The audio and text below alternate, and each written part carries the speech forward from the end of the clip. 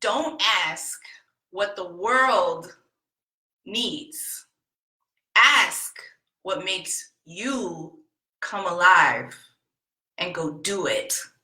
Because what the world needs is people who have come alive. That is an amazing, awesome, inspiring quote from a man named Howard Thurman. Yesterday, I had a wake-up call, and I realized that I wasn't living in my power. I wasn't owning my power, and I wasn't exercising my power. I wasn't listening to my inner voice, and I wasn't listening to my intuition. And you know how I know that? Guilt. For my entire life, I have operated from a feeling of guilt. It's been something that I have struggled with because it is more comfortable for me and more peaceful for me, I have learned, if I say yes to things and to people. And I've learned that it is problematic for me and troubling for me when I say no to people. Because if I say no to people, what I've learned is they may not like me. They may not want to be my friend anymore. They may not want me to work at that job anymore. All of these things come from saying no. But that's all fear. And fear operates from the ego. And the ego wants us to stay safe. I had to really assess and sit with myself for a minute and say, okay, Julia, what's going on? Why are you not connecting to your inner voice, your intuition? What are you so afraid of? There's this term called operating in your genius zone or your genius level. And I heard this term from Bedros Keuilian, who's an amazing entrepreneur and wrote the book called Man Up. And in terms of talking about this concept, he says that it's operating at your 5% top level of performance. This means that you are doing all that you can to invest all of your time and all of your power on that top level of performance, that genius level, and you're delegating everything else that doesn't allow you to operate in that 5% to other people, to automation, or you're just finding more creative ways and more efficient ways to complete those tasks. I study millionaires and billionaires all the time. This is a thing that I'm really passionate about, and I love learning about their lifestyles. And one person I study is Bill Gates. And in an interview where they were interviewing millionaires and billionaires, Bill Gates shared that he says 99%. He says no to 99% of things so that he can reserve his time to say yes to 1% of the things that operate or allow him to operate in his own level of genius. In fact, Bill Gates takes a whole week off every single year to just read and think. Isn't that amazing? How many of you would love to take a week off every year to just think and read? I think that the majority of us operate from a place of saying yes because it's easier for us to say yes and appease others and please others than to say no and run the risk of causing challenges. But I want to encourage you today to really think about that in your life. Think about in your life, and I want you to close your eyes if you can. I want you to take a moment and think about your day. What does your day look like?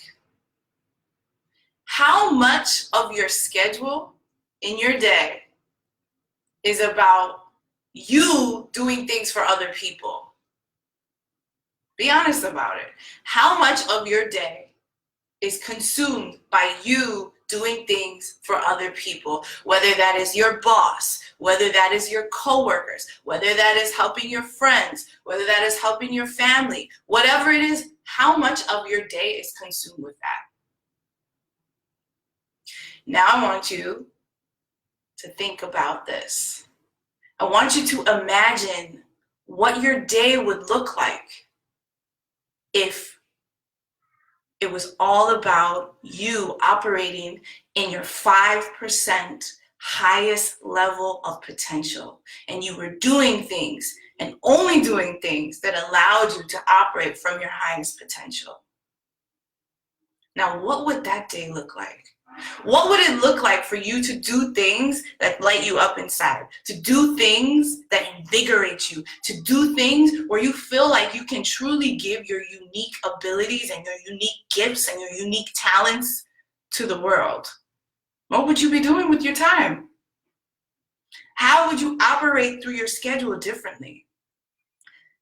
That's what your intuition, your inner voice is all about.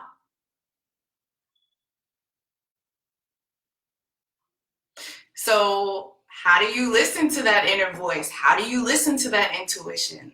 What does that mean? It's funny because growing up, I would always hear people say, listen to your gut. I had this funny feeling. It just didn't feel right. All of that is you listening to your inner intuition, you trusting your intuition, you trusting your inner voice. But I think that as we get older and we have more obligations and we have more demands from our job, from our family, from life, we stop listening to that inner voice. We stop trusting our intuition. We start listening to demands and I should instead of I want to, or I need, or this feels right for me. We stop listening to what feels right and we do what we should do. We do the obligation things that we need to do. But I encourage you today to take time to think, to take time to listen, to take time for you, to listen to that inner voice. So I'm going to challenge you to something today. I'm going to challenge you to something today. Today, in your job or whatever you're doing today, when you are asked a question where you have to answer, make a big decision, answer yes or no, or even a small decision like what flavor of coffee do you want? I want you to take a moment when you're asked a question and just pause. That's all I want you to do. Just take a slight pause. And in that moment, while you are pausing, I want you to listen to your inner voice. I want you to really center yourself in that inner voice. And once you pause and you hear something, you hear a yes or a no, go for that thing. That is your answer. That is your intuition speaking to you. I think it was Mel Robbins, who's an awesome speaker, who talked about the fact that we hesitate a lot. You know, we get an answer from our inner voice, but we don't trust it and we let it go, right? We have a feeling that something doesn't feel right or something does feel right and we want to go for something, but then the ego steps in and we hear something like, no, I should really go to this thing, or I should really call this person, or I shoulda, coulda, whatever. What you need to do, and what I encourage you to do today, is listen to that inner voice. Take a pause. And if you're alone when you're making a decision, let's say you're on a phone call or you're writing an email and you're in a private space, I encourage you to close your eyes and take a pause. And when you close your eyes and take that pause, I want you to envision inside of you this inner light. I want you to look at yourself inside of you and envision an inner light shining brightly. Feel the energy of that light. Feel it wrapping around and warming your whole body. And then listening to that inner light. What does that inner light say to you? When you take a moment, when you take a pause, right? It's like a momentary meditation. When you take that moment, you will hear your truths. You won't have trouble answering questions anymore. I want you to leave me a comment and share with me how this exercise helped you during your decision making today.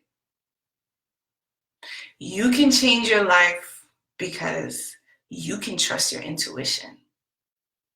It all starts with you. Have a beautiful, amazing, fabulous day. Sending you lots of positive vibes and lots of good energy. You rock. You're awesome. Today's your day. Have a great day, and thank you for listening.